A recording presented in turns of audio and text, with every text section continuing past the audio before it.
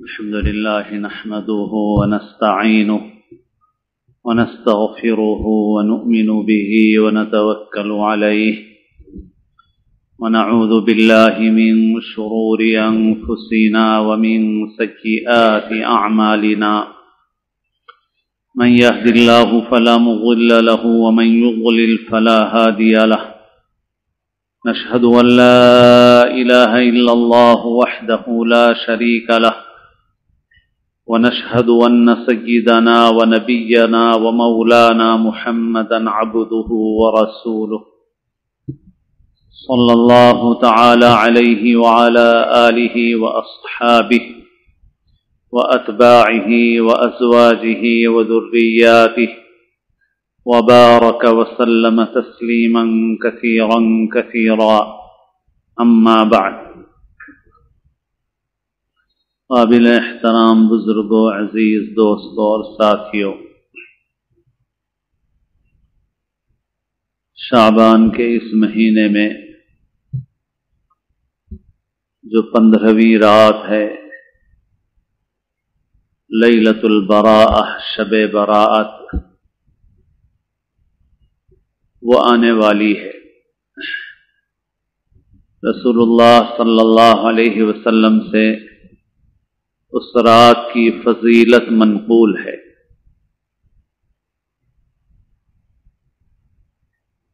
احادیث شریفہ سے معلوم ہوتا ہے کہ اللہ تعالی اس رات میں اپنے بندوں کی مغفرت فرماتے ہیں، اور بندوں کے متعلق جو فیصلے ہیں وہ فرشتوں کے حوالے کیے جاتے ہیں۔ 15ویں رات کا، شب برات کا ذکر احادیث میں ملتا ہے۔ 10 صحابہ کرام سے زیادہ سے اس کی روایتیں منقول ہیں۔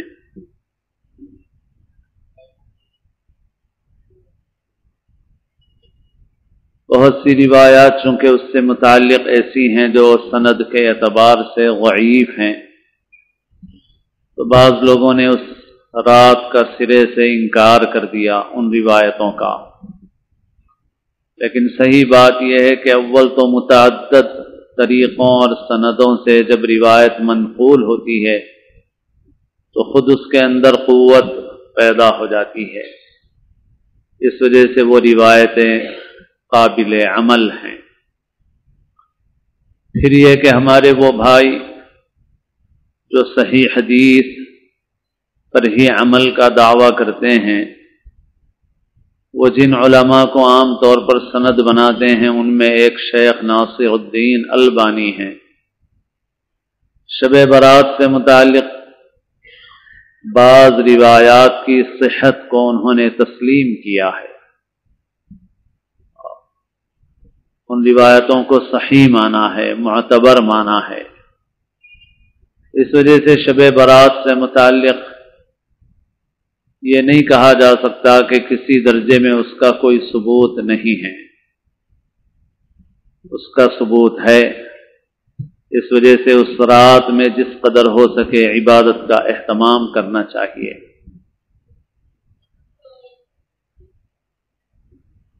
لیکن دوسری طرف ہمارے معاشرے میں شب برات ہو یا اس قسم کے اور مواقع ہوں، ان کو جس طرح سے تہوار کی شکل دے دی گئی ہے یہ بھی بالکل درست نہیں ہے۔ عبادتوں کے یہ موقع تہوار کی طرح نہیں ہیں، ان کو ایسا منانا کہ یہ کوئی تہوار معلوم ہو، احکام شرعیہ کا لحاظ نہ ہو، سڑکوں پر تماشے کیے جائیں، یہ بالکل غلط بات ہے، اس کا دین سے کوئی تعلق نہیں ہے۔ گزشتہ معراج کے موقع پر بھی ذکر کیا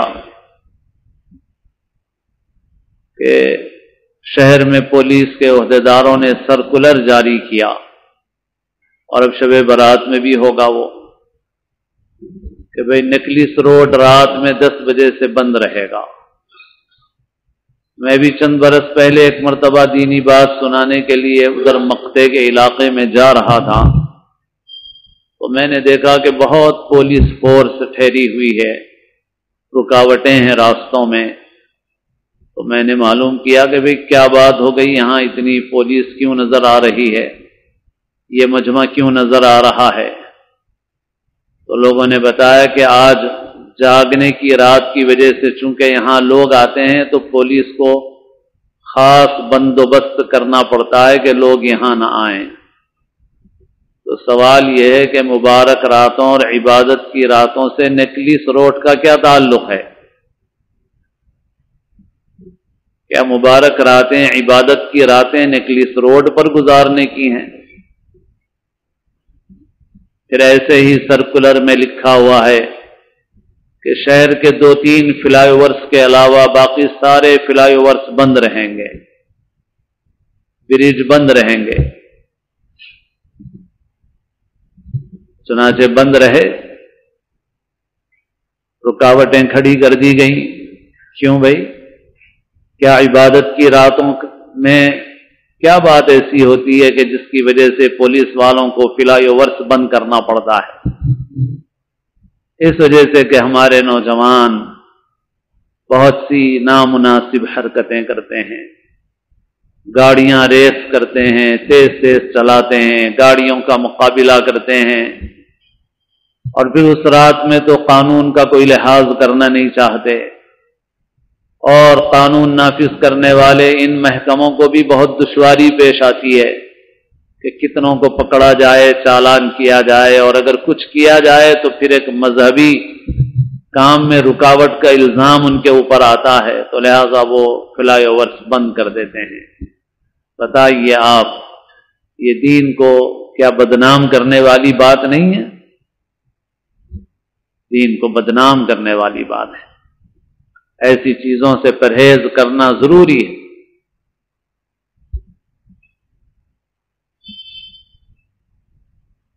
ایسا جاگنا کہ پھرتے رہو بازاروں میں اور پھر اس کے اوپر سے تکلیف پہنچاؤ لوگوں کو، اس کی کیسے اجازت ہو سکتی؟ قطعاً اس کی اجازت نہیں ہے۔ اس وجہ سے ان مبارک راتوں کو صحیح طریقے سے گزاریں۔ اور اسی طرح سے یہ بات بھی ہے کہ ان مبارک راتوں میں اجتماعی طور پر عبادت کا کوئی اہتمام رسول اللہ صلی اللہ علیہ وسلم اور صحابہ کرام رضی اللہ عنہم اجمعین کے زمانے میں نہیں تھا۔ انفرادی طور پر لوگ اپنے اپنے طور پر اہتمام کرتے تھے۔ اس وجہ سے نہ اس رات کا سرے سے انکار کیا جا سکتا ہے کہ ثبوت ہی نہیں ہے، یہ بات بھی غلط ہے، اور نہ یہ کہ اس کے اجتماعی اہتمام کو ایسا رنگ دیا جائے کہ ایک نئی چیز پیدا ہو جائے، یہ بھی درست نہیں۔ پھر ان راتوں کا ایک حصہ ہمارا بہت سی غیر ضروری چیزوں میں گزر جاتا ہے، دیر سے نمازیں رکھی جاتی ہیں، پھر اس کے بعد کافی وقت جلسوں میں گزر جاتا ہے، اور بعض لوگ ایک جگہ تقریر سن کے پھر دوسری جگہ سنتے ہیں، تیسری جگہ سنتے ہیں، اور رات کا بڑا حصہ اسی میں گزار دیا جاتا ہے، حالانکہ یہ ان راتوں کا صحیح استعمال نہیں ہے۔ شب برات ہو، شب قدر ہو، آخری عشرے کی راتیں ہوں، آج کل طاق راتوں کے اہتمام کے عنوان سے بھی اخیر عشرے میں جلسوں کا مستقل سلسلہ چل پڑا ہے۔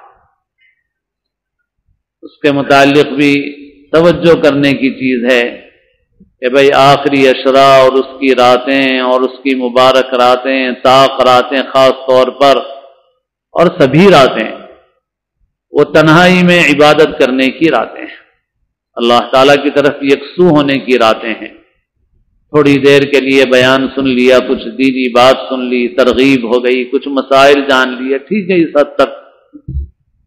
باقی یہ ہے کہ رات کا بڑا حصہ اسی میں گزر جائے، یہ کوئی مناسب نہیں ہے۔ اس وجہ سے جہاں ایسا ہو رہا ہے وہاں ہم دیکھ رہے ہیں کہ تراویح ہونے تک ایک وقت ہوتا ہے، پھر اس کے بعد لوگ چائے پینے میں آدھا ایک گھنٹہ گزار دیتے ہیں، پھر اس کے بعد جلسہ ہوتا ہے، اور پھر اتنے میں وقت اتنا کم ہو جاتا ہے کہ 1-2 گھنٹے مشکل سے رہ جاتے ہیں۔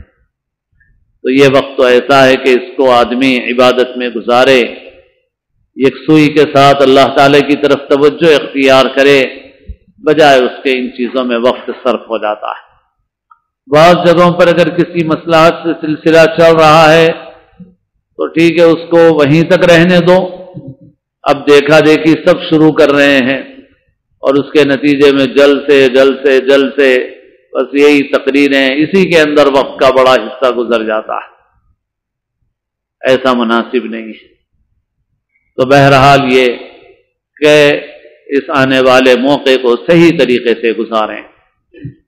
15ویں شعبان کا روزہ بھی ہے، اس میں اختلاف بھی ہے، بعض اس کے ثبوت کے قائل ہیں، بعض نہیں ہیں، روایات اس سلسلے میں ضعیف ہیں، لیکن 13، 14، 15 ان 3 تاریخوں میں چاند کی روزہ رکھنا رسول اللہ صلی اللہ علیہ وسلم کا معمول تھا۔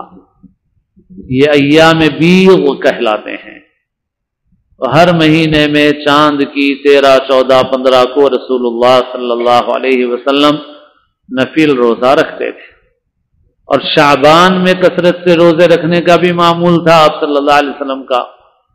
اس وجہ سے چاہیں تو 3 دن کے روزے رکھ لیں، 13، 14، 15 3 دن روزے رکھ سکتے ہیں، ایام بیض کی نیت کر لیں، اس میں شعبان کے روزوں کی نیت کر لیں کہ رسول اللہ صلی اللہ علیہ وسلم روزہ رکھنے کا اہتمام فرماتے تھے، اور اگر کوئی صرف 15ویں تاریخ کا بھی روزہ رکھ لے تب بھی کوئی حرج کی بات نہیں ہے، رکھ لے، ایک ہی روزہ رکھ لے۔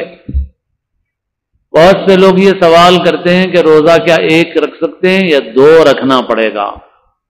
ایسا کوئی مسئلہ نہیں ہے، صرف محرم میں عاشورہ کے متعلق یہ حکم ہے کہ بھئی اگر 10 تاریخ کا روزہ رکھنا ہے تو آگے پیچھے ایک دن کا اور روزہ رکھو، 9، 10 یا 10، 11، باقی اس کے علاوہ اور کسی جگہ ایسی پابندی نہیں ہے۔ اس وجہ سے اگر کوئی 14 کا نہ رکھ سکے اور صرف 15 کا رکھنا چاہے تو صرف 15 کا بھی روزہ رکھ سکتا ہے، اور باقی رکھنا چاہے تو 3 دن کے 13، 14، 15 کے روزے رکھ لے ایام بیض کی نیت سے، اور چاہے تو ایک روزہ رکھ لے 15ویں شعبان کا۔ ایسے ہی شب برات کے متعلق پرانے لوگوں میں یہ تھا کہ اس کو بڑوں کی عید کہا جاتا تھا، غالباً اس وجہ سے ایسا نام پڑا ہوگا کہ حدیثوں میں یہ ہے کہ اللہ تعالیٰ اس رات کے اندر بے شمار بندوں کی مغفرت فرماتے ہیں۔ حدیث میں جیسے ہے کہ بنو کلب کی بکریوں کے بالوں کے برابر بندوں کی اللہ تعالیٰ مغفرت فرماتے ہیں، تو اس وجہ سے چونکہ ان کی مغفرت اور معافی ہوتی ہے، اس وجہ سے شاید ایسا نام پڑا۔ لیکن اس کی وجہ سے بعض چیزیں ایسی ہیں جو ہم نے اپنے طور پر بنا لی ہیں، دین میں اس کا کوئی تذکرہ نہیں ہے، کوئی ثبوت نہیں ہے۔ مثلا یہ ہے کہ اس رات میں روحیں گھر آتی ہیں، اس کا کوئی ثبوت نہیں ہے، کسی روایت سے ایسا نہیں معلوم ہوتا کہ 15ویں رات میں روحیں گھر آتی ہوں، ایسا نہیں ہے کسی روایت میں۔ اب رہا مسئلہ ہے کہ کیا روحیں آ سکتی ہیں؟ جی ہاں، جب اللہ تعالیٰ چاہیں تو روحیں آ سکتی ہیں، اور نہیں چاہتے ہیں تو نہیں آ سکتی ہیں، اور اللہ تعالیٰ چاہتے ہیں تو مردے کو سنا بھی دیتے ہیں، اور جب نہیں چاہتے تو نہیں سناتے۔ اس میں نیک و بد کی بھی کوئی تفریق نہیں ہے، اللہ تعالیٰ کی مشیت اور اس کے حکم پر منحصر ہے۔ اللہ تعالیٰ جب چاہتے ہیں تو مردوں کو سنا بھی دیتے ہیں، نہیں چاہتے ہیں تو نہیں سناتے ہیں۔ روحیں اللہ چاہتے ہیں تو آ سکتی ہیں، اللہ تعالیٰ نہیں چاہتے نہیں آ سکتی، مگر ہمارے پاس کوئی ذریعہ نہیں ہے جس کے متعلق ہم قطعیت کے ساتھ بول سکیں کہ صاحب آ سکتی ہیں اور فلاں ہے۔ جو بات ہم بولیں گے وہی بولیں گے جس کا ثبوت ہوگا، جس کا ثبوت نہیں ہوگا وہ بات ہم نہیں کہیں گے۔ اس وجہ سے جو اس طرح کی بات پھیلی ہوئی ہے یہ بے سند اور بے بنیاد بات ہے۔ باقی اپنے بڑوں اور بزرگوں کے لیے ایصال ثواب اس وقت بھی کیا جا سکتا ہے، کسی اور وقت بھی کیا جا سکتا ہے، ایصال ثواب کے لیے کوئی پابندی نہیں ہے۔ ایصال ثواب حق ہے، آپ کھانا کھلائیں غریبوں کو، ضرورت مندوں کو، مستحقین کو، اور اس کا ایصال ثواب کر دیں، کوئی حرج کی صحیح ہے، بالکل اہل سنت کے پاس قرآن پاک پڑھیں اور ایصال ثواب کریں، صدقہ کریں اور ایصال ثواب کریں، یہ سب باتیں درست ہیں۔ لیکن کچھ چیزیں ایسی ہیں جو ہم لوگوں نے اپنی طرف سے بنا لی ہیں. مثلا یہ ہے کہ صاحب روحیں آتی ہیں اور وہ کھاتے ہیں، اور جب تک ایصال ثواب نہ کیا جائے اگر وہ کھا لیا جائے تو جھوٹا ہو جاتا ہے. جو بات دین میں ہو وہ اپنی طرف سے نہ ہو. بھئی دین میں ہے تو ٹھیک ہے، نہیں ہے تو اپنی طرف سے نہیں بنانا. تو لہذا ہم اگر اس سے پہلے کھا لیں گے تو کھانا جھوٹا ہو جائے گا، ایسی کوئی چیز نہیں ہے. یہ سب اپنی طرف سے بنائی ہوئی بات ہے.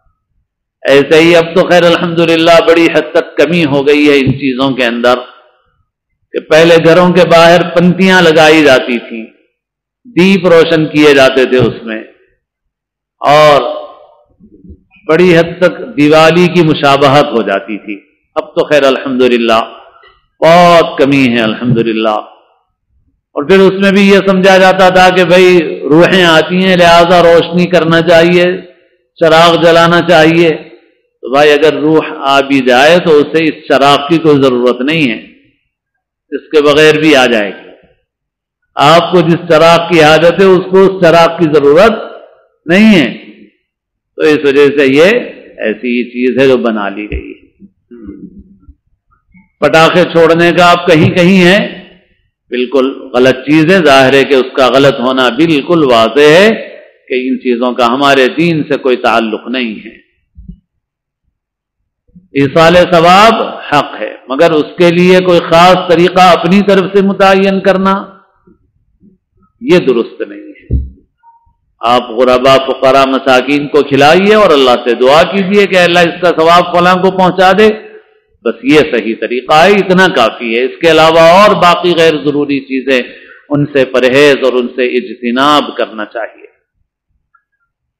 تو بہرحال یہ کہ ان باتوں کا لحاظ رکھیں. اور جو سب سے اہم چیز ہے وہ یہ ہے کہ شب برات ہو یا اس کے بعد رمضان کا مبارک مہینہ ہو، اس کی راتیں ہوں، آدمی کو تنہائی میں یکسوئی کے ساتھ اللہ تعالیٰ کی طرف متوجہ ہونا چاہیے، ذکر میں، دعا میں، تلاوت میں مشغول ہونا چاہیے آدمی کو. شب برات کے موقع پر ایک دعا بھی ایک روایت میں منقول ہے کہ رسول اللہ صلی اللہ علیہ وسلم کو یہ دعا فرماتے ہوئے، غالباً حضرت عائشہ کی روایت ہے، حضرت عائشہ رضی اللہ عنہا فرماتی ہیں کہ میں نے حضور کو ان کلمات کے ساتھ دعا کرتے ہوئے سنا: اللہم انی اعوذ برضاک من سخطک وبمعافاتک من عقوبتک واعوذ بک منک لا احصی ثناء علیک انت کما اثنیت علی نفسک. اے اللہ میں آپ کی رضا کی پناہ لیتا ہوں آپ کی ناراضگی سے. آپ کی ناراضگی سے بچ کے کہاں جا سکتا ہوں سوائے آپ کی رضا کے، کہیں اور میرے لیے جائے پناہ نہیں ہے. نہ کہیں جہاں میں اما ملی، جو اما ملی تو کہاں ملی، میرے جرم ہائے سیاہ کو تیرے عفو بندہ نواز میں. آپ کے سوا کوئی اور پناہ کی جگہ نہیں ہے. اعوذ برضاک من سخطک، آپ کی ناراضگی سے پناہ لیتے ہوئے آپ کی رضا کی چھاؤں میں آتا ہوں. وبعفوک یا وبمعافاتک من عقوبتک، آپ کی سزا اور پکڑ سے بچنے کے لیے آپ ہی کے دامن عفو میں پناہ لیتا ہوں. واعوذ بک منک لا احصی ثناء علیک انت کما اثنیت علی نفسک، اور آپ کی پکڑ سے بچنے کے لیے آپ ہی کی پناہ لیتا ہوں. آپ کی ثنا میں نہیں کر سکتا، تعریف نہیں کر سکتا، میں اس کی طاقت نہیں رکھتا. انت کما اثنیت علی نفسک، آپ ویسے ہیں جیسے آپ نے اپنی ثنا فرمائی ہے. آپ کی حمد و ثنا میری طاقت سے باہر ہے. ان کلمات کے ساتھ حضور دعا فرما رہے تھے. ہو سکے تو آدمی ان کلمات کو محفوظ کر لے. جو مسنون اور معصور دعائیں ہیں ان دعاؤں کا مختلف موقعوں پر اہتمام کرنا چاہیے.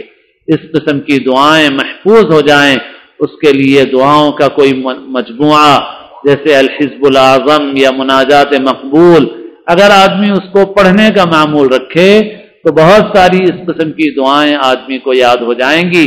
اور یہ دعائیں جو رسول اللہ صلی اللہ علیہ وسلم کی زبان مبارک سے نکلی ہوئی ہیں اپنے اندر بہت نور اور بہت تاثیر رکھتی ہیں. اس وجہ سے ان مسنون اور معصور دعاؤں کا اہتمام کرنا چاہیے.